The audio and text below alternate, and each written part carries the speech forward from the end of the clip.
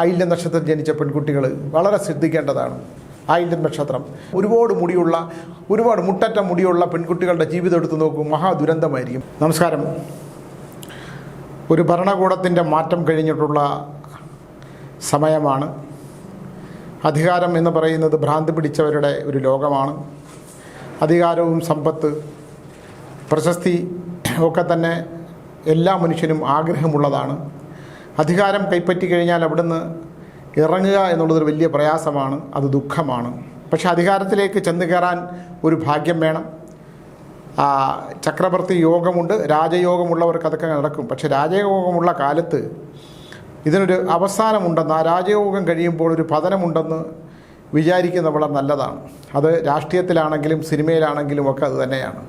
പക്ഷേ നമ്മൾ ആ ഇരിപ്പിടത്തിലേക്ക് ഇരുന്ന് കഴിയുമ്പോൾ ആരും അതിനെക്കുറിച്ച് ചിന്തിക്കാറില്ല. അപ്പോൾ മനുഷ്യന് സ്വയം അഹങ്കാരമുണ്ടാകും, അല്ലേ? ചുറ്റും നിൽക്കുന്നവരെ ബാക്കിയുള്ളവരെ ചെറുതായിട്ട് തോന്നും, ദൈവത്തിന് മീതെയാണെന്ന് തോന്നും. അങ്ങനെയൊക്കെ നമുക്ക് തോന്നും. അത് മനുഷ്യൻ്റെ ഒരു പൊതു സ്വഭാവമാണ്. അതിന് നമ്മൾ ആരെയും കുറ്റം പറഞ്ഞിട്ട് കാര്യമില്ല. ആ പതനം സംഭവിച്ചു കഴിഞ്ഞാൽ, പതിച്ചു കഴിഞ്ഞാൽ പിന്നെ നമുക്ക് നിലത്ത് വീണ് ഉരുളുകയെ നിവർത്തിയുള്ളൂ. പിന്നെ ഒരു തിരിച്ചുവരവ് വളരെ പ്രയാസമാണ്. അങ്ങനെ വളരെ ചുരുക്കം പേര് മാത്രമേ ഒരു തിരിച്ചു വരവ് നടത്തിയിട്ടുള്ളൂ. ഇപ്പോൾ ഇന്ദിരാഗാന്ധിയുടെയൊക്കെ കാലഘട്ടം എടുത്താൽ ഇന്ദിരാഗാന്ധി ജയിൽ ശിക്ഷ അവർ അനുഭവിച്ചിട്ടുണ്ട്. അത് കഴിഞ്ഞ് തിരിച്ചുവരവുണ്ട്. പക്ഷേ ആ തിരിച്ചുവരവിൻ്റെ ഒരു അവസാനം വളരെ ദയനീയമായിരുന്നു, ദുരന്തമായിരുന്നു, ചിതറിപ്പോയി എന്നാണ് ശരീരം. അങ്ങനെ നമ്മൾ ചരിത്രമെടുത്താലും പുരാണങ്ങളെടുത്താലും ഒക്കെ ഒരു കാലഘട്ടം മാത്രമേ മനുഷ്യനുള്ളൂ എന്നും, ഞാൻ എപ്പോഴും പറയുന്ന പോലെ ഒരു പൂ വിരിഞ്ഞ് അതിൻ്റെ സുഗന്ധം പരക്കുന്ന ഒരു കാലം, അതിൽ ഛലഭങ്ങൾ അതിനെ തേടി വരുന്നൊരു കാലം, അത് സൗന്ദര്യം ആസ്വദിക്കുന്ന ഒരു കാലം, പൂ അങ്ങനെ നിൽക്കുമ്പോൾ, അങ്ങനെയൊക്കെ ഒരു കാലഘട്ടമുണ്ട്. പക്ഷേ മനുഷ്യനെപ്പോഴും അതൊന്നും ചിന്തിക്കാറില്ല. ഈ ഇരിക്കുന്ന ഇരിപ്പിടം നാളെ നഷ്ടപ്പെടുമെന്നോ, ഈ സുഗന്ധമൊക്കെ നമുക്ക് നഷ്ടപ്പെടുമെന്നോ, നമ്മുടെ സൗന്ദര്യമുള്ള ശരീരം നശിച്ചു പോകുമെന്നോ ഒന്നും നമ്മളൊന്നും ചിന്തിക്കില്ല. നമ്മുടെ അഹങ്കാരം, അഹം കരിക്കുക എന്നുള്ളതാണ്. പക്ഷേ മനുഷ്യനിൽ അഹങ്കാരമുണ്ടാകും, എല്ലാം ധാർഷ്ട്യത്തോടു കൂടി പെരുമാറും. അതൊക്കെ പൊതു സ്വഭാവത്തിൽപ്പെട്ടതാണ്. പിന്നീടാണ് നമ്മൾ ചെയ്തു പോയ പല തെറ്റുകളും അബദ്ധമായിരുന്നു എന്ന് പറയുന്നത്. ഇപ്പോൾ തന്നെ മാർക്സിസ്റ്റ് കമ്മ്യൂണിസ്റ്റ് പാർട്ടി എന്ന് പറയുന്ന ഒരു പ്രസ്ഥാനത്തിൻ്റെ സർവനാശവും സംഭവിച്ചു കഴിഞ്ഞു. ഒന്ന് ആലോചിച്ച് നോക്കണം. കഴിഞ്ഞ 10 വർഷക്കാലം അധികാരത്തിലിരുന്നതിന് ശേഷം ജനങ്ങൾ വെറുത്തുപോയി. എത്ര മന്ത്രിമാരാണ് തോറ്റുപോയത്, അല്ലേ? നല്ല അവർ ജനങ്ങളിലെ ഇടങ്ങളിലേക്ക് ഇറങ്ങിച്ചെന്ന് ജനങ്ങളുടെ പ്രശ്നങ്ങൾ പഠിച്ച് ജനങ്ങളുടെ പ്രശ്നങ്ങൾക്ക് പരിഹാരം ഉണ്ടാക്കിയിരുന്നെങ്കിൽ ഒക്കെ ഒരുപാട് മാറ്റം വരും. ഇത് ഇവർക്കെന്ന് മാത്രമല്ല, എല്ലാ രാഷ്ട്രീയ പാർട്ടികൾക്കും ഇതൊരു വലിയ പാഠമാണ്. ആ ഒരു പാഠം നിങ്ങളെല്ലാവരും ഉൾക്കൊണ്ടുകൊണ്ട് ജനാധിപത്യ വ്യവസ്ഥയിൽ ജനങ്ങൾക്ക് വേണ്ടി ജീവിക്കുന്ന, ജനങ്ങളുടെ സ്വത്തും സ്വകാര്യതയും സംരക്ഷിക്കുകയും, ആ ജനങ്ങൾക്ക് വേണ്ടി ഒരു ഭരണകൂടം ഉണ്ടാകുമ്പോൾ ജനങ്ങൾക്ക് വേണ്ടി ജീവിക്കുന്ന രാജാക്കന്മാരാണെങ്കിലും മന്ത്രിമാരാണെങ്കിലും ഒക്കെ ജനാധിപത്യ വ്യവസ്ഥയിൽ ജനങ്ങളുടെ പ്രശ്നങ്ങൾക്ക് പരിഹാരം ഉണ്ടാക്കിക്കൊണ്ട് നാടിന് വികസനം ഉണ്ടാക്കിക്കൊണ്ട് ജീവിച്ചാൽ മാത്രമേ. ഞാൻ ചോദിക്കട്ടെ, EK നായനരൊക്കെ ഒരു അംബാസഡർ കാറിൽ വെറുതെ ഇങ്ങനെ പോകും. എത്ര കാറുകളാണ്, എത്ര സംരക്ഷണമാണ്. പ്രതിഷേധിക്കുന്നവരെ ചെടിച്ചട്ടിയെടുത്ത് തലയിലടിക്കുകയും തല്ലിച്ചതയ്ക്കുകയും ചെയ്തിട്ടുള്ളതാണ്. ഞാൻ രാഷ്ട്രീയം പറയാൻ ആളല്ല, എന്നാലും ഒരാൾക്ക് മുറിഞ്ഞാൽ ചോരയും കരഞ്ഞാൽ കണ്ണീരും വരും, നൊന്താൽ വേദനിക്കും. ആ വേദനയുടെ ശാപം, കുടുംബക്കാരുടെ ശാപം, ഈ ശാപങ്ങളെല്ലാം കൂടെ അവസാനം ശരശയിലായി ഭീഷ്മർ കിടക്കുന്ന പോലെ ഏകാന്തമായി മരണവും കാത്ത് കിടക്കേണ്ട ഒരവസ്ഥ, സ്വച്ഛന്ത മൃത്യുവിലേക്ക് പോകാതിരിക്കട്ടെ രാഷ്ട്രീയ നേതാക്കൾ. അവർ ജനങ്ങളുടെ വികാരങ്ങൾ മനസ്സിലാകട്ടെ എന്ന്. എല്ലാ രാഷ്ട്രീയക്കാർക്കും ഈ മാർക്സിസ്റ്റ് പാർട്ടിയുടെ ഒരു പതനം ഒരു പാഠമാണ്. ആ പാഠം ഉൾക്കൊള്ളണമെന്ന് പറഞ്ഞുകൊണ്ട് ഞാൻ എൻ്റെ വിഷയത്തിലേക്ക് വരട്ടെ. ഇന്ന് ഒരച്ഛനും അമ്മയും മാറി മാറി എന്നോട് സംസാരിച്ച ഒരു വിഷയം, അവരുടെ ഏക മകൾ അതിസുന്ദരിയാണ്, അവൾക്ക് വിവാഹം തടസ്സമാണ്. ഉള്ള വിഷയം, അവളുടെ വിവാഹ സംബന്ധമായിട്ടുള്ള വിഷയങ്ങൾ വരുമ്പോൾ, വിവാഹമെല്ലാം തീരുമാനിച്ച് കഴിയുമ്പോൾ അവൾക്ക് അന്ന് രാത്രി അവളെ ആരോ അറ്റാക്ക് ചെയ്യുന്ന പോലെ തോന്നും. അവളെ അറിവിളിച്ചു ഭ്രാന്തമായി പെരുമാറുന്നു എന്നുള്ളതാണ്. എനിക്ക് ആദ്യം മനസ്സിലായില്ല. ചില ഗന്ധർവ ലക്ഷണമുള്ള പെൺകുട്ടികൾ, ഗന്ധർവൻ അറ്റാക്ക് ചെയ്യുന്ന ചില പെൺകുട്ടികൾ, ഇത് എത്ര പേര് ഇത് വിശ്വസിക്കും എന്നെനിക്കറിയില്ല. ഗന്ധർവപ്പാറ എന്ന് പറഞ്ഞൊരു നോവൽ ഞാൻ എഴുതിയപ്പോൾ ആ നോവലിലെ 4ാമത്തെ അധ്യായത്തിനകത്ത് ഇങ്ങനൊരു പെൺകുട്ടിയുടെ ഒരു സബ്ജക്റ്റാണ് ഞാനിങ്ങനെ എഴുതിക്കൊണ്ടിരുന്നത്. അവളിരിക്കുമ്പോൾ ആ മുറികളിലേക്ക് ഒരുപാട് മിന്നാമിനുങ്ങുകൾ പറന്നു വരുന്നതായിട്ടും ഈ ഗന്ധർവനെ ഗന്ധർവൻ അവളുടെ മുറിയിലേക്ക് കടന്നു വരുന്നതുമായിട്ട് അവൾ സ്വപ്നം കണ്ട് ഞെട്ടി ഉണരുമ്പോൾ ആ മുറിക്കുള്ളിൽ ഒരു സുന്ദരനായ ഒരു ചെറുപ്പക്കാരൻ നിൽക്കുന്ന പോലെ കിരീടമൊക്കെ വെച്ച് നിൽക്കുന്ന പോലെ തോന്നും എന്നുള്ളത് ഞാൻ എഴുതി. സത്യം പറഞ്ഞാൽ ഞാൻ രാത്രി കാലങ്ങളിൽ ടീച്ചർ കിടന്ന് ഉറങ്ങുമ്പോഴാണ് ഞാനത് എഴുതിക്കൊണ്ടിരുന്നത്. ആ സമയത്ത് നിങ്ങളിത് എത്ര ആൾ വിശ്വസിക്കുമെന്ന് എനിക്കറിയുന്നില്ല. ഗന്ധർവൻ്റെ കാര്യം എഴുതാൻ പാടില്ല എന്ന് എനിക്ക് ബോധ്യപ്പെട്ടതും ഗന്ധർവൻ്റെ പ്രശ്നങ്ങൾ പറയരുതെന്നും അക്കാര്യത്തിൽ ഇടപെടരുതെന്നും ഞാൻ വളരെ നേരത്തെ തന്നെ ബോധ്യപ്പെട്ടിട്ടുള്ള ഒരാളാണ്. അപ്പോൾ ഒരു ദിവസം ഞാനിങ്ങനെ എഴുതിക്കൊണ്ടിരിക്കുമ്പം എനിക്ക് ചുറ്റും ഇങ്ങനെ മിന്നാമിനുങ്ങൾ പറക്കുന്ന പോലെ എനിക്ക് തോന്നി. അത് ഗന്ധർവ ഇപ്പോൾ നോവലിപ്പോഴും കിട്ടും, മാതൃഭൂമിയിലും ചാൻസിലും എല്ലാ അഡ്വാൻസ് ബുക്സിലും എല്ലായിടത്തും കിട്ടും. ഞാനത് മുഴുവൻ മാറ്റി ആ കഥ. കാരണം മാറ്റാനുള്ളതിൻ്റെ കാരണം എൻ്റെ മുഖത്തിന് മാറ്റമുണ്ടായി എന്നാണ് ടീച്ചർ പറയുന്നത്. ഞാൻ ടീച്ചറെ പറഞ്ഞു, എനിക്കിത് എങ്ങോട്ട് മുമ്പിലോട്ട് എഴുതാൻ പറ്റില്ല. എൻ്റെ മുറിയിൽ എനിക്ക് ഈ മുറിക്കുള്ളിൽ ആരോ ഒരാൾ ഉള്ളതുപോലെ എനിക്ക് തോന്നുവാണ്. ഞാനിത് എഴുതിക്കൊണ്ടിരിക്കുമ്പോഴത്തേക്ക് ആരോ എൻ്റെ പിന്നിലുണ്ടെന്ന് എനിക്ക് തോന്നുന്നു, എനിക്ക് അസ്വസ്ഥത ഉണ്ടാകുമെന്ന് പറയുമ്പോൾ ടീച്ചർ എൻ്റെ അടുത്ത് പറഞ്ഞു, സ്വാമി ലൈറ്റ് ഇട്ടിട്ട് ഞാൻ സ്വാമിയെ ഒന്ന് വ്യക്തമായിട്ട് നോക്കട്ടെ എന്ന് പറഞ്ഞ് നോക്കുമ്പോൾ എൻ്റെ മുഖത്തിനൊരു വ്യത്യാസമുള്ളതായിട്ട് ടീച്ചർ പറഞ്ഞു. ഞാൻ അപ്പം തന്നെ ഈ ഗന്ധർവപ്പാറ എന്ന് പറയുന്ന ആ നോവൽ അവിടെ നിർത്തിവെച്ചു. ഞാൻ വേറെ എന്തോ പേരായിരുന്നു, അത് ഗന്ധർവൻ തുടങ്ങുന്ന വേറെ എന്തോ പേരായിരുന്നു. അവസാനം ഞാൻ ഗന്ധർവപ്പാറ എന്ന മാറ്റിയ പേര് മാറ്റിയിട്ട് ആ കഥ ഞാൻ മുഴുവൻ മാറ്റി എഴുതേണ്ടി വന്നു. കാരണം ഗന്ധർവനെ തൊട്ട് കളിക്കുന്ന ആപത്താണ്. ഇപ്പം ഞാൻ ഗന്ധർവൻ എന്ന് പറയുന്ന സിനിമ ചെയ്തപ്പോൾ പത്മരാജ സാറിന് പറ്റിയ അബദ്ധങ്ങൾ പോലെ ഈ ഗന്ധർവനെ തൊടുന്നത് വളരെ സൂക്ഷിക്കണം. അങ്ങനെ ഞാനിത് ഒരു ഉദാഹരണമായിട്ട് പറഞ്ഞു എന്നുള്ളതേ ഉള്ളൂ.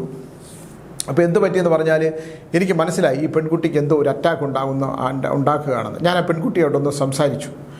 അപ്പോൾ പെൺകുട്ടി എന്നോട് പറയുന്നത്, ഈ ഏതെങ്കിലും വിവാഹം തീരുമാനിച്ച് എനിക്ക് ഇഷ്ടപ്പെട്ട ഒരു വിവാഹം വന്നു കഴിഞ്ഞാൽ വിവാഹം തീരുമാനിക്കുന്ന സമയത്ത് നിലക്കണ്ണാടിയിൽ രാത്രി 2 മണി കഴിയുമ്പോൾ ഞെട്ടി ഉണരുമ്പോൾ നിലക്കണ്ണാടിയിൽ കിരീടമൊക്കെ വെച്ചിട്ട് ഒരു രാജകുമാരൻ നിൽക്കുന്ന പോലെ തോന്നും എന്നുള്ളതാണ്. അപ്പം ചോദിച്ചു, എങ്ങനെയാണ് അദ്ദേഹത്തിൻ്റെ രൂപം? അപ്പോൾ പറയും, മീശയൊന്നുമില്ല, മുടിയൊക്കെ ഇങ്ങനെ വളർത്തിയിട്ടിട്ടുള്ള ഒരാളാണ്. ഞാൻ ഗന്ധർവൻ സിനിമയിലെ നിരീക്ഷണ പോലെയല്ല, അത് ആ പെൺകുട്ടി പറഞ്ഞതിനെല്ലാം ഒരു വ്യത്യാസമുണ്ട്. അപ്പോൾ എനിക്ക് മനസ്സിലായി. അപ്പോൾ ഞാൻ കുട്ടി എവിടെയാണ് പഠിച്ചത്? അപ്പോൾ ഇന്നൊരു സ്ഥലത്താണ് പഠിച്ചത്. ഞാൻ പറയും, നിങ്ങൾ പഴയ അത് ഇല്ലെങ്കിലും മഠങ്ങളിലും വല്ലതും താമസിച്ചോ? താമസിച്ചിരുന്നു. ഞങ്ങളൊരു കുടുംബമായിട്ട് ബന്ധപ്പെട്ടിട്ട് ഒരാളുടെ ആ വീട്ടിൽ ഗസ്റ്റായിട്ട് താമസിക്കുകയായിരുന്നു. ഞാൻ പറഞ്ഞു, അവിടെ ഗന്ധർവ ക്ഷേത്രങ്ങൾ വല്ലതും ഉണ്ടായിട്ട് അറിയാമോ? അതൊരു പഴയ ഇല്ലമായിരുന്നു എന്നുള്ളത് മാത്രമേ അറിയാവുള്ളൂ. അപ്പോൾ ഞാൻ ചോദിച്ചു, ഈ പെൺകുട്ടി ശാരീരികമായി ഉപയോഗിക്കപ്പെട്ടു എന്നുള്ളൊരു വലിയ സത്യം എനിക്ക് മനസ്സിലായി. അത് മാത്രമല്ല, ഈ പെൺകുട്ടിയിൽ ഗന്ധർവൻ്റെ ബാധയുള്ളതായിട്ടും തോന്നി. അപ്പോൾ ഞാൻ പറഞ്ഞു തന്നെ, ഞാനിപ്പോൾ 15 തീയതി മുതൽ 19 തീയതി വരെ മുറിപ്പാലത്തിൽ മാടന്തമ്പുരം ക്ഷേത്രത്തിൽ ഉണ്ട്. നിങ്ങളവിടെ ബുക്ക് ചെയ്തിട്ട് എന്നെ ഒന്ന് കാണിക്കൂ, പെൺകുട്ടിയെ ഒന്ന് കൊണ്ടുവരൂ. ഈ പെൺകുട്ടി നിങ്ങളിതൊക്കെ പറയുന്നത് കൊണ്ട് എന്നെ ഇന്ന് വിളിച്ച ആ കുടുംബക്കാരൊന്നും വിചാരിക്കരുത്. ഈ പെൺകുട്ടിക്ക് വിവാഹ ബന്ധനമുണ്ട്. ഒരു നോർമൽ മനുഷ്യനെ പെൺകുട്ടി വിവാഹം കഴിക്കാൻ പറ്റില്ല. 2, ഈ പെൺകുട്ടിക്ക് അറ്റാക്ക് ചെയ്യുന്നുണ്ട്. ഈ ഗന്ധർവൻ്റെ ഒരു സാന്നിധ്യം ഈ കുട്ടി അനുഭവിക്കുന്നുള്ളതിൻ്റെ ഒരു കാരണമുണ്ട്. അപ്പോൾ ആ കാരണം എന്താണെന്ന് കണ്ടുപിടിച്ച് ആ ഗന്ധർവനെ ഒഴിവാക്കാൻ പറ്റുമോയെന്നൊന്നും എനിക്ക് അറിഞ്ഞുകൂടാ. അപ്പോൾ ഞാനിത് കണ്ടുപിടിക്കാം എന്നാണ് ഞാൻ പറഞ്ഞിട്ടുള്ളത്. അപ്പോൾ ഞാനീ പറയുന്നത്, പെൺകുട്ടികളെപ്പോഴും ഈ കുട്ടിക്ക് ഒരുപാട് മുടിയുണ്ടോ എന്ന് ഞാൻ ചോദിച്ചു. കാരണം അതിസുന്ദരിയായിട്ടുള്ള ഈ സുന്ദരമായ ഈ ക്ഷേത്രങ്ങളിലൊക്കെ പോകുമ്പോഴും നമ്മളൊന്ന് ശ്രദ്ധിക്കേണ്ട കാലത്താണ്. പണ്ട് കാലത്തൊക്കെ ഇവിടെ ഒരു കറുത്ത കുത്തിടും. ഒരു നല്ല സുന്ദരിയായ പെൺകുട്ടികളാണ്, ഒരുപാട് മുടിയൊക്കെ ഉണ്ട്, അകാരണമായിട്ടുള്ള സൗന്ദര്യം, കാരണങ്ങളില്ലാത്ത സൗന്ദര്യം, അതിഭയങ്കരമായ സൗന്ദര്യം, അതിഭീകരമായ അട്രാക്ഷനുള്ള, അത് നമ്മൾ സിനിമാ നടന്മാരെയൊക്കെ എടുത്താൽ മതി. ഇപ്പോൾ അങ്ങനെ അതിഭീകരമായ സൗന്ദര്യമുള്ള സ്ത്രീകളുടെയൊക്കെ ജീവിതം, ഒരുപാട് മുട്ടറ്റ മുടിയുള്ള പെൺകുട്ടികളുടെ ജീവിതം എടുത്ത് നോക്കൂ, മഹാദുരന്തമായിരിക്കും. ശ്രീവിദ്യയുടെ നിങ്ങളെടുത്ത് നോക്കൂ, ഒരിക്കൽ പോലും മനസമാധാനവും ശാന്തിയും ഇല്ലാതെ ഒരു പുരുഷൻ്റെ സ്നേഹം അനുഭവിക്കാൻ പറ്റാതെ അത്രയും ചൈതന്യമുള്ള ശ്രീദേവി എടുത്തു നോക്കൂ. അങ്ങനെ ഒരുപാട് തലമുടിയുള്ള നമ്മുടെ മോനിഷ, അതീവമായിട്ടുള്ള സൗന്ദര്യവും മുട്ടറ്റം നടന്നു കിടക്കുന്ന തലമുടിയുള്ള പെൺകുട്ടികൾക്ക് ഒരു ജീവിതം ഉണ്ടാവില്ല. അവരുടെ ദുരിതപൂർണമായിരിക്കും, ദുഃഖപൂർണമായിരിക്കും ജീവിതം. അതിന് ഞാൻ എൻ്റെ ഒരു പഠനത്തിൽ നിന്ന് എനിക്ക് കിട്ടിയിട്ടുള്ളതാണ്. അപ്പം ഇത്തരം എന്താ വെച്ചാൽ മുടി മുറിച്ച് കളയണം എന്നല്ല പറയുന്നത്. അത് ചില പൂർവ്വജന്മങ്ങളെക്കുറിച്ച് നമ്മൾ എടുക്കുമ്പോൾ, പൂർവികമായിട്ടുള്ളതും പൂർവ്വജന്മമായിട്ട് ചില കാര്യങ്ങൾ എടുക്കുമ്പോൾ ഇങ്ങനെ കാര്യങ്ങളുണ്ട്. എന്തായാലും പെൺകുട്ടികൾ ഈ പഴയ വീടുകളിലൊക്കെ പോകുമ്പോൾ, പഴയ വീടുകളും മനകളും ഒക്കെ വാങ്ങിച്ച് പൊളിച്ച് വീട് വയ്ക്കുമ്പം, ഇല്ലെങ്കിൽ അങ്ങനെയൊക്കെ വീട് വാങ്ങിച്ച്, ഇപ്പോൾ എല്ലാവരും പഴയ വീടുകളൊക്കെ ഉണ്ടെങ്കിൽ അതൊക്കെ പൊളിച്ച് വലിയ വീടുകൾ ഇതൊക്കെ കെട്ടുമ്പോൾ, ഈ 8-10 നിലയുള്ള ഫ്ലാറ്റുകളൊക്കെ കെട്ടി കൊടുക്കുമ്പോൾ ഇതിൻ്റെ അടിത്തറയിൽ ഉണ്ടാകുന്ന വിളക്ക് വെച്ചിരുന്നത് അങ്ങനെ ഒരു സ്ഥലമുണ്ട്. തിരുവനന്തപുരത്തെ സംബന്ധിച്ചിടത്തോളം ഒരു പഴയ വീടും സ്ഥലം ഉണ്ടായിരുന്നതിൻ്റെ തെക്ക് ഭാഗത്തൊരു വിളക്ക് വയ്ക്കുമായിരുന്നു. അതിനൊക്കെ ഇടിച്ച് പൊളിച്ച് കളഞ്ഞ് ആ വീട് വെച്ചു. ആ വീട് വെച്ച ആൾക്ക് ക്യാൻസർ വന്നിട്ട് അവർ എന്നെ ബന്ധപ്പെട്ടിരുന്നു. അപ്പോൾ ഞാൻ ചോദിച്ചാൽ ഇങ്ങനൊരു സ്ഥലം കാരണം പണ്ട് കാലത്ത് വളരെ കാലത്ത് ഇതൊക്കെ സാന്നിധ്യങ്ങളുള്ളൊരു സ്ഥലത്ത്, ഇന്നിപ്പോൾ റോഡും ഒക്കെ വലുതായി ആധുനിക സൗകര്യങ്ങളൊക്കെ ആയിട്ട് വലുതായിട്ട് വയ്ക്കും. പക്ഷേ ചില പൂർവികമായിട്ടുള്ള ചില സാധനങ്ങൾ, ഈ ചില സംവിധാനങ്ങൾ, ചില ഭക്തിയും ആത്മീയമായിട്ട് നടന്ന ചില സ്ഥലങ്ങളെയൊക്കെ നമ്മൾ എടുത്ത് ദൂരെ കളയുമ്പോഴുണ്ടാകുന്ന ഒരുപാട് വിഷയങ്ങൾ നമുക്കിതുണ്ടാകാനായിട്ടുള്ള കാര്യങ്ങളുണ്ട്. വീടും സ്ഥലമൊക്കെ മേടിക്കുമ്പോൾ സൂക്ഷിക്കണം. എന്തെങ്കിലും വന്നു ചേർന്ന് കഴിഞ്ഞാൽ പിന്നെ നമ്മൾ അതിനെക്കുറിച്ച് വിഷമിച്ചിട്ട് കാര്യമില്ല. ഇതിനൊക്കെ പരിഹാരങ്ങളൊന്നുമില്ല, പലതിനും പരിഹാരങ്ങളില്ല, പരിഹാരങ്ങൾ വളരെ കുറവാണ്. ഞാനിപ്പോൾ എന്നെ വിളിക്കുന്ന പലരോടും പരിഹാരങ്ങളെന്നില്ല പറയുമ്പോൾ എന്നോട് ദേഷ്യപ്പെടുക. കാരണം പരിഹാരങ്ങൾ ചെയ്താൽ തന്നെ അതിന് 6-1 പരിഹാരങ്ങളെ വരുള്ളൂ. ഒരു ദോഷം മാറി നിൽക്കും എപ്പോഴും. നമുക്കെല്ലാം കണ്ടെത്താൻ പറ്റുമെന്ന് വരില്ല. എന്നാലും സങ്കല്പിച്ച് ചിലതൊക്കെ തന്ത്രമാന്ത്രികങ്ങൾ ചെയ്യാം, അല്ലാതെ സാധാരണ പൂജകൾ കൊണ്ടൊന്നും ഇതിനകത്ത് പരിഹാരമാവില്ല. അപ്പോൾ ചില നക്ഷത്രങ്ങൾ ജനിച്ച പെൺകുട്ടികൾ, ആയില്യം നക്ഷത്രം ജനിച്ച പെൺകുട്ടികൾ വളരെ ശ്രദ്ധിക്കേണ്ടതാണ്. ആയില്യം നക്ഷത്രത്തിൽ പെൺകുട്ടികളായാലും പുരുഷനാണെങ്കിലും ആയില്യം നക്ഷത്രത്തിൽ ജനിച്ച പെൺകുട്ടികൾ പൂർവികമായിട്ട് അവിടെ പൂർവ്വജന്മം എടുത്താൽ പിന്നെ അവർ എന്തായാലും സർപ്പക്കാവുമായിട്ട് ഒരു ബന്ധം ഉറപ്പായിട്ടുണ്ടാകും. എൻ്റെ അടുത്തൊരു ആയില്യം നക്ഷത്രത്തിൽ ഒരു പെൺകുട്ടി വന്നു. അവിടെ കൈപ്പത്തി, ഞാൻ പറഞ്ഞു കൈപ്പത്തി ഒന്ന് കാണിക്കുമോളെ എന്ന് പറഞ്ഞാൽ അവളെ പത്തി ഇങ്ങനെ മടക്കിയാൽ ഒരു നാഗത്തിൻ്റെ പത്തി പോലെ കാണുള്ളൂ. അത് മാത്രമല്ല ഇവിടെ പത്തിയുടെ ഒരു സ്വഭാവമുണ്ട്, ഇതിങ്ങനെ വന്നിട്ട് ഇതിങ്ങനെ ചുരുങ്ങും. ഈ പെൺകുട്ടി പൂർവ്വജന്മത്തിൽ ഒരു കാവിൽ വിളക്ക് വയ്ക്കുന്നൊരു പെൺകുട്ടിയായിരുന്നു. അവൾക്ക് രാത്രിയാകുമ്പോൾ സർപ്പത്തിൻ്റെ ഗന്ധം വരും. അവിടെ ഒപ്പം ഒരു സർപ്പം വന്ന് കിടക്കുന്ന പോലെ തോന്നും. വലിയ പ്രായമില്ല, 19-20 വയസ്സേ പ്രായമുള്ളൂ. അപ്പോൾ ഇവർ മണ്ണാറശാല കൊണ്ടുപോയി വെട്ടിക്കോട് നാഗേക്ഷേത്രത്തിൽ പോയിട്ട് ഒരുപാട് കാളസർപ്പ യോഗം ഉണ്ടെന്ന് ജ്യോത്സ്യന്മാർ എഴുതി കൊടുത്തു. നക്ഷത്രം ആയില്യമാണ്, കാണാൻ നല്ല കുട്ടിയാണ്. പക്ഷേ അവിടെ വിയർപ്പിൻ്റെ ഗന്ധമുണ്ട്, അത് സർപ്പത്തിൻ്റെ ഗന്ധമാണ്. പിന്നെ ആയില്യത്തിന് ഒരു പ്രത്യേക കിടക്കുന്നത് എങ്ങനെയാണെന്ന് ചോദിച്ചു. പാമ്പ് കിടക്കുന്ന പോലെയാണ് കിടക്കുന്നത്. അതിനാ കുട്ടി ഒരു തെറ്റും ചെയ്തിട്ടില്ല. അപ്പോൾ ഞാൻ എൻ്റെ അമ്മയോട് ഞാൻ ചോദിച്ചു, നിങ്ങൾ ഈ നാഗങ്ങളെ പിന്നെ എങ്ങനെ കുട്ടിക്കാലത്ത് നിങ്ങൾ നാഗങ്ങളുമായിട്ട് വല്ല ബന്ധമുണ്ടായിരുന്നു ചോദിച്ചു. അപ്പോൾ അവർ വളർന്നത് ഇവരുടെ അമ്മമ്മയുടെ ഒരു തറവാട്ടിലാണ്. അവിടെ ഒരു കാവും കാര്യങ്ങളും കുളവും ഒക്കെ ഉണ്ടായിരുന്നു. അപ്പോൾ ഇവരെപ്പോഴും അവിടെ കാവിൽ പോയി വിളക്ക് വയ്ക്കും. കാവിൽ വിളക്ക് വയ്ക്കുകയും പ്രാർത്ഥിക്കുകയൊക്കെ ചെയ്യും. ഈ അമ്മമ്മയാണ് ഇവരുടെ കൈപിടിച്ചവരെ അവരെ കൊണ്ടുവരുന്നത്. അതായത് ഈ കുട്ടിയുടെ അമ്മയെ അവരങ്ങ് നാഗങ്ങളുമായിട്ട് ഭയങ്കര ബന്ധമുണ്ടായി. ഒരിക്കൽ പോലും അവർ നാഗത്തിനെ കണ്ടിട്ടേ ഇല്ല. അങ്ങനെ നാഗങ്ങളെക്കുറിച്ചുള്ള കഥകൾ കേൾക്കുകയും നാഗങ്ങളുമായിട്ട് ബന്ധമുണ്ടാകുകയും നാഗങ്ങളെ പ്രാർത്ഥിക്കുകയും ചെയ്തു. പക്ഷെ ജീവിതത്തിൽ ഒരിക്കൽ പോലും ഈ അവരുടെ കാവിലെ കല്ല് വിളക്കുകളും കൽനാഗങ്ങളെയും അല്ലാതെ നാഗത്തിനെ ഈ അമ്മ കണ്ടിട്ടേ ഇല്ല. പക്ഷേ ഇവരെന്താണ്, കല്യാണം കഴിച്ച് ഈ ഭർത്താവുമായിട്ട് ജീവിച്ച് ഈ പെൺകുട്ടി ജനിച്ചപ്പോൾ ഇവർക്ക് 3-4 കുട്ടികൾ ജനിച്ചു. 4ഉം അതിൽ ഈ കുട്ടി ഒഴിച്ച് ഇതിന് മുമ്പ് ജനിച്ച 2 കുട്ടികളും പോയി, ഇതിന് ശേഷമുള്ളതും പോയി. ഈ പെൺകുട്ടിയെ മാത്രമേ കിട്ടിയുള്ളൂ. ബാക്കിയെല്ലാം ഞാൻ പറഞ്ഞു നാഗത്തിൻ്റെ കുട്ടികളായിരുന്നു അത് മുഴുവൻ. നാഗസന്നിധികൾ, നാഗലോകത്തു നിന്ന് വന്ന സന്നിധികളാണ്. ഞാൻ എപ്പോഴും പറയും ബാബാ സുരേഷിനെ കുറിച്ച്. ബാബാ സുരേഷ് നാഗലോകത്തു നിന്ന് വന്ന ആളാണ്. പാമ്പ് കൊത്തിയാൽ ശക്തി കൊടുക്കുന്ന ആളാണ്. നാഗലോകത്തേക്ക് തിരിച്ചു പോവുള്ളൂ. ബാബാ സുരേഷിനെ ശത്രുവായിട്ട് ആര് കണ്ടാലും അവന് വംശനാശമാണ്. അതിനകത്ത് എനിക്ക് പറയാൻ ഒരു മടിയില്ല. കാരണം നാഗം അങ്ങനെ അനുഗ്രഹിച്ച ഒരു മനുഷ്യനാണ്. നാഗങ്ങൾ കീഴടങ്ങി കൊടുക്കും. നാഗം ബാബയുടെ പിടിയിൽപ്പെടാനായിട്ടാണ് അവിടെ വരിക. ഇവിടെ സ്ഥലത്ത് വരികയാണെങ്കിൽ അവന് ജീവിതത്തിൽ ഇഴഞ്ഞ് മതിയായി, ഈ ഭൂമിയിൽ ജീവിച്ച് മതിയായി, ഇനി ബാബാ സുരേഷിൻ്റെ പിടിയിലായി എവിടെയെങ്കിലും പോയി മാറുക എന്നുള്ളതാണ്. സുരക്ഷിതമായ താവളത്തിലേക്ക് മാറുക. ഈ ഭൂമിയിൽ ജീവിക്കാൻ ആപത്തുണ്ടാകുമ്പോൾ മാറി നിൽക്കും എന്നാണ് പറയുന്നത്. അപ്പോൾ ആയില്യം നക്ഷത്രത്തെ സംബന്ധിച്ചിടത്തോളം ഫലങ്ങളും കൂടെ ഞാൻ പറയാം.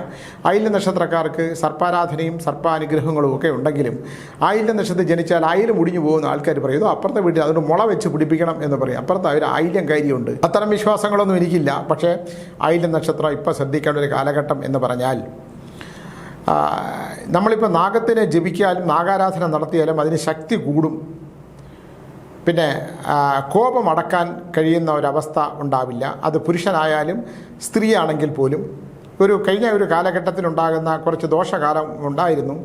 ആ ദോഷകാലത്തിലെ ഫലങ്ങളനുസരിച്ച് സാമ്പത്തിക നഷ്ടമുണ്ടാകാനും ആരോഗ്യപരമായ കാര്യങ്ങൾക്ക് കുറച്ച് ദുർബലത ഉണ്ടാകാനും വിശ്വാസങ്ങളിൽ കുറച്ച് തടസ്സമുണ്ടാകാനും എനിക്ക് ജീവിതത്തിൽ ഒരു നിരാശ ഉണ്ടാകാനും ഒക്കെ ഒരു കാലഘട്ടമാണ് നമ്മളിതിപ്പോൾ കഴിഞ്ഞു പോയിട്ടുള്ളത്. അതുകൊണ്ട് ഇത്തരം അവസ്ഥ നമുക്ക് മോശം കാലഘട്ടമല്ല. നമ്മൾ എടുത്തു കഴിഞ്ഞാൽ എല്ലാ മനുഷ്യർക്കും തന്നെ നല്ലതും ചീത്തയുമായിട്ടുള്ള ഒരുപാട് കാലഘട്ടമുണ്ട്.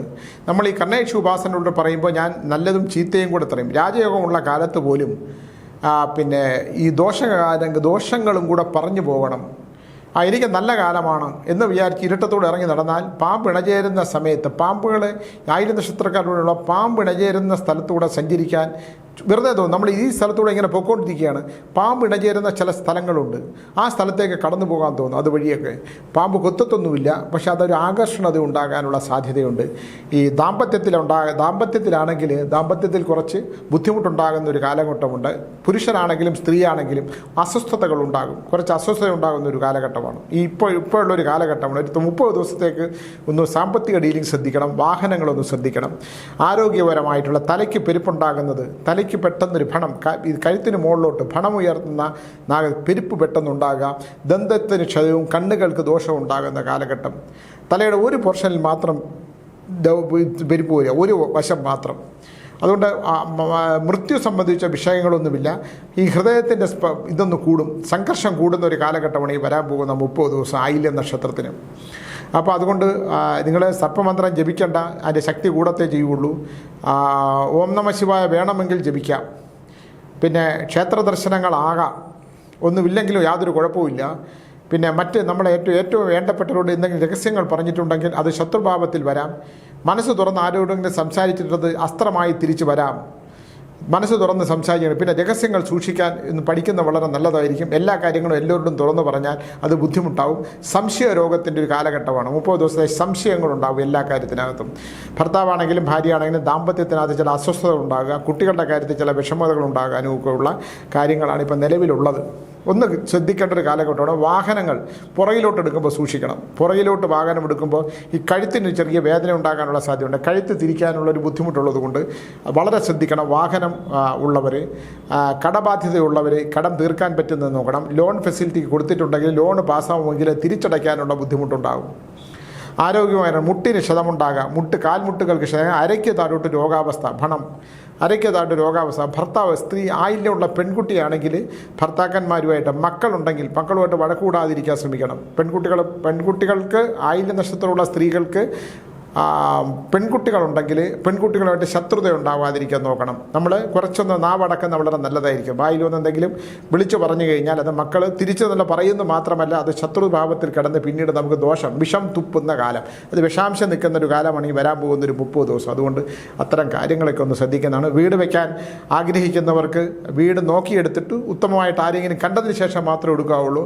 സർപ്പഭൂമികളിൽ പോയി താമസിച്ചു കഴിഞ്ഞാൽ, സർപ്പദോഷമുള്ള ഭൂമികളിൽ, സർപ്പത്തിന് അനുഗ്രഹമുള്ള ഭൂമി പ്രത്യേകിച്ച് നോക്കിയെടുക്കണം. ഏതെങ്കിലും ചരിഞ്ഞ ഭൂമികളിൽ എവിടെ നിന്ന് മണ്ണൊക്കെ കൊണ്ടിട്ട് സർപ്പത്തിന് ഇരുന്ന സ്ഥലത്തെ മണ്ണ് കൊണ്ടിട്ട് വീട് വയ്ക്കുകയാണെങ്കിൽ അത് ദോഷമായിട്ട് വരും. ഗൃഹങ്ങൾ കുറിച്ച് ചിന്തിക്കുന്നവർക്ക് അത് ഉത്തമമായിട്ടുള്ള കാലമാണ്. ഒന്ന് നോക്കിയെടുക്കണം എന്നുള്ള കാലഘട്ടമേ ഉള്ളൂ. ഏറ്റവും നോക്കിയെടുക്കാവുന്നൊരു സമയമാണ്. നോക്കിയെടുക്കണം. അല്ല നമ്മൾ ഒരു ബ്രോക്കർ വന്നത് 5 രൂപ കുറച്ച് കിട്ടിയെന്ന് പറഞ്ഞ് എടുക്കാൻ നിൽക്കരുത്. ആയില്യ നക്ഷത്രക്കാർ എപ്പോഴും വീട് വയ്ക്കുമ്പോൾ നല്ല ജ്യോതിഷ പണ്ഡിതനെ കണ്ട സമയം വ്യക്തമായിട്ട് തിരിച്ചത്, ഭർത്താവിൻ്റെ ആണെങ്കിലും ആണിൻ്റെ ആണെങ്കിലും ഭാര്യയുടെ ആണെങ്കിലും ഭർത്താവിൻ്റെ ആണെങ്കിലും വീട് വയ്ക്കുന്ന കാര്യത്തിൽ നിങ്ങൾ എപ്പോഴും ഒന്ന് ശ്രദ്ധിക്കുക. സർപ്പഭൂമികൾ, സർപ്പത്തിൻ്റെ അനുഗ്രഹമുള്ള ഭൂമികളിൽ മാത്രമേ വയ്ക്കുകയുള്ളൂ. ഏതെങ്കിലും ഗണപതി ക്ഷേത്രത്തിൻ്റെ പരിസരത്തൊക്കെ ആണെങ്കിൽ ഏറ്റവും ഉത്തമമായിരിക്കും. കാരണം ഗണപതിയുടെ അനുഗ്രഹമുള്ള നാഗങ്ങൾ ഒരുപാടുണ്ട്. ഗണപതി അരയിൽ ചുറ്റിയ നാഗമുള്ള ഗണപതി സാന്നിധ്യമുള്ള ഒരു സ്ഥലത്തൊക്കെ ആണെങ്കിൽ നല്ല അനുകൂലമായിട്ടുള്ള ഒരുപാട് ദോഷങ്ങൾക്ക് പരിഹാരം ഉണ്ടാവും. ഒരുപാട് ദോഷങ്ങൾക്ക് പരിഹാരമുണ്ട്. സത്യം പറഞ്ഞാൽ ഗണപതിയെ ആയില്യ നക്ഷത്രക്കാർ ഗണപതിയെ ജപിക്കണം. ഓം ഗണപതയേ നമഃ, ഓം ഗണപതയേ നമഃ 8 തവണ അങ്ങോട്ട് ജപിക്കണം. രാവിലെയും രാത്രി ജപിച്ചാലും കിടക്കുന്നതിന് മുമ്പും വൈകുന്നേരമാണെങ്കിലും ജപിച്ചാൽ കാര്യമില്ല. ഓർമ്മയ്ക്ക് കുറവുണ്ടാകണം. വേറെ ഒന്നുമില്ല. ഇതിപ്പോൾ ഈ 30 ദിവസത്തെ ഫലങ്ങളാണ്. ഒരു ഗ്രഹം, അതിൻ്റെ ഗ്രഹം സഞ്ചരിക്കുന്ന വഴിയിൽ സർപ്പധ്വംസനം നടക്കാവുന്ന ഒരു കാലഘട്ടമാണ്. ധ്വംസനം എന്ന് പറഞ്ഞാൽ സർപ്പം തന്നെ നിശബ്ദമായി കിടക്കുന്ന ഒരു കാലഘട്ടം ലക്ഷണശാസ്ത്രത്തിലുണ്ട്. എന്ന് പറഞ്ഞാൽ ശബ്ദം പണമുയർത്തത്തില്ല. പണം ഉയർത്തി വീര്യം കാണിക്കുന്ന കാലഘട്ടമല്ല, അലസതയുള്ള കാലഘട്ടമാണ്. 2 മണി കഴിഞ്ഞാൽ കയറി കിടന്ന് ഉറങ്ങാൻ തോന്നും. ഉച്ചയ്ക്ക് സൂര്യൻ അസ്തമയത്തിലേക്ക് മടങ്ങുമ്പോൾ ശരീരത്തിൽ ക്ഷീണം ഉണ്ടാക്കുന്നൊരു സമയവും കാലഘട്ടമാണ്. അപ്പം അത്തരം കാര്യങ്ങൾ ആയില്യ നക്ഷത്രക്കാരൊന്ന് ശ്രദ്ധിക്കേണ്ട ഒരു പീരീഡ്. 30 ദിവസം കഴിഞ്ഞിട്ട് ഫലത്തിന് മാറ്റമുണ്ടാകും. പിന്നെ ഇഷ്ടപുരുഷൻ, വിവാഹം കഴിക്കാത്ത പെൺകുട്ടികൾ, ആയില്യ നക്ഷത്രത്തിലുള്ള പെൺകുട്ടികൾ തൻ്റെ പ്രിയപ്പെട്ട സൗഹൃദമുള്ളവരോട് ഒന്ന് സൂക്ഷിച്ച് സംസാരിക്കുന്നത് നല്ലതായിരിക്കും, ഇല്ലെങ്കിൽ ബന്ധം വേർപെട്ടു പോകാൻ സാധ്യതയുണ്ട്. പുരുഷൻ ആയില്യ നക്ഷത്രത്തിലാണെങ്കിലും തനിക്ക് ഇഷ്ടപ്പെട്ട പെൺകുട്ടിയോട് സംസാരിക്കുമ്പോൾ ഒന്ന് ശ്രദ്ധിക്കണം, ഇല്ലെങ്കിൽ ആ ബന്ധം വേർപെട്ടു പോകാനുള്ള സാധ്യതയുണ്ട്. ആയില്യ നക്ഷത്രത്തിൽ കല്യാണം കഴിക്കുന്നവർ, ആയില്യ നക്ഷത്രത്തിൽ പിന്നെ ഉള്ളവർ വിവാഹം കഴിക്കുമ്പോൾ എന്തായാലും ഉത്തമത്തിൽ ജാതകം നോക്കിയിട്ട് മാത്രവും പൂർവ്വജന്മം നോക്കിയതിന് ശേഷം മാത്രമേ കല്യാണം കഴിക്കുള്ളൂ. ആയില്യ നക്ഷത്രത്തിൽ വിവാഹം കഴിക്കുന്നതിൽ നല്ല ശതമാനം ആൾക്കാരും പൂർവ്വജന്മത്തിലെ ശത്രുക്കളെയാണ് കല്യാണം കഴിക്കുന്നത്. ദാമ്പത്യത്തിൽ ഒരു സ്വസ്ഥതയും കാണില്ല. എൻ്റെ അടുത്ത് വരുന്ന ആയില്യ നക്ഷത്രക്കാർക്ക് മുഴുവൻ ദാമ്പത്യത്തിൽ സ്വസ്ഥതയില്ലായ്മയുണ്ട്. അതുകൊണ്ട് അത് പൂർവ്വജന്മം നോക്കണം. പൂർവ്വജന്മത്തിൽ പ്രണയിച്ച് ജീവിതം അവസാനിപ്പിച്ചവരോ അല്ലെങ്കിൽ പൂർവ്വജന്മത്തിൽ പരസ്പരം നശിപ്പിക്കപ്പെട്ടവരോ ഒക്കെ ആണെങ്കിൽ ഈ ജന്മത്തിൽ അതിൻ്റെ ദോഷങ്ങൾ വരാനുണ്ട്. അതുകൊണ്ട് ആയില്യ നക്ഷത്രത സ്ത്രീ ആയാലും പുരുഷനാണെങ്കിലും ജാതകം പരിശോധിച്ചതിന് ശേഷം മാത്രമേ ചെയ്യാൻ പാടുള്ളൂ. ജാതകം പരിശോധിക്കാതെ വിവാഹം നടത്തരുത്. വിവാഹം നടത്തിയാൽ ഉത്തമത്തിൽ നടക്കണമെന്നില്ല. അതിൽ പല നക്ഷത്രങ്ങളും ഞാൻ നോക്കി വെച്ചതിനകത്തുണ്ട്. പ്രത്യേകിച്ച് ആയില്യ നക്ഷത്രം പറയാനുള്ളതിന് ഒരു കാരണം തന്നെയുണ്ട്. ആയില്യ നക്ഷത്രക്കാർക്ക് വരുന്ന 30 ദിവസം അനുകൂലമല്ല. ചില അനുകൂലമായ കാര്യങ്ങൾ നടക്കാം.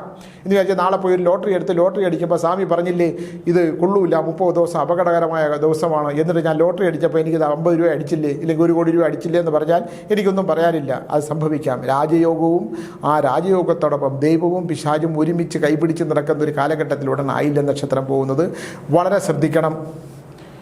വളരെ വേനൽക്കാലമാണ്, നാഗങ്ങൾ ആകർഷിക്കപ്പെടുന്ന സമയമാണ്. അതുകൊണ്ട് ഇത്തരം കാലഘട്ടത്തിൽ ആയില്യ നക്ഷത്രത്തിലെ എല്ലാവരും തന്നെ വളരെ ശ്രദ്ധിക്കേണ്ട ഒരു കാലഘട്ടത്തിലൂടെയാണ് നമ്മൾ കടന്നു പോകുന്നതെന്ന് ഞാൻ പറയുകയാണ്. നല്ല ജ്യോതിഷ പണ്ഡിതന്മാരെ കണ്ട് എന്തെങ്കിലും പരിഹാരക്രിയകളുണ്ടെങ്കിൽ അത് ചെയ്യണം.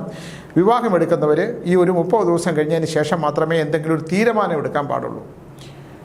ആയില്യ നക്ഷത്രത്തിലെ പെൺകുട്ടിയാണെങ്കിലും ആയില്യ നക്ഷത്രത്തിലെ പുരുഷനാണെങ്കിലും ഈ 30 ദിവസം കഴിഞ്ഞതിന് ശേഷം മാത്രമേ വിവാഹസന്ധമായിട്ടുള്ള ഒരു തീരുമാനം എടുക്കാൻ പറ്റുള്ളൂ. പിന്നെ ചേരാത്ത ഗ്രഹനിലകൾ തമ്മിൽ പരസ്പരം ഇഷ്ടമുണ്ടെങ്കിൽ പരസ്പരം പിരിയാൻ പറ്റില്ല. പക്ഷേ ഒരാൾ ആയില്യവും മറ്റൊരാൾ ഈ ആയില്യവുമായിട്ട് പൊരുത്തപ്പെടാൻ പറ്റാത്ത ഗ്രഹനിലയുള്ള പെൺകുട്ടിയോ ആൺകുട്ടിയോ ആണെങ്കിൽ വളരെ സൂക്ഷിക്കണം. പൂർവ്വജന്മം നോക്കിയിട്ട് അതിന് പരിഹാരങ്ങളുണ്ടെങ്കിൽ ആ പരിഹാരം ചെയ്തതിന് ശേഷം മാത്രമേ ആ വിവാഹബന്ധം ഉറപ്പിക്കാറുള്ളൂ, മാത്രമേ പാടുള്ളൂ. ഇല്ലെങ്കിൽ സന്താനങ്ങൾ ഉണ്ടാകാനുള്ള തടസ്സവും സന്താനങ്ങൾ ഉണ്ടായാൽ തന്നെ അതിനെന്തെങ്കിലും വൈകല്യങ്ങൾ ഉണ്ടാകാതിരിക്കാനും വംശത്തിന് ദോഷമുണ്ടാകാതിരിക്കാനുമുള്ള കാര്യങ്ങളെക്കുറിച്ച് ചിന്തിക്കുകയൊക്കെ വേണം.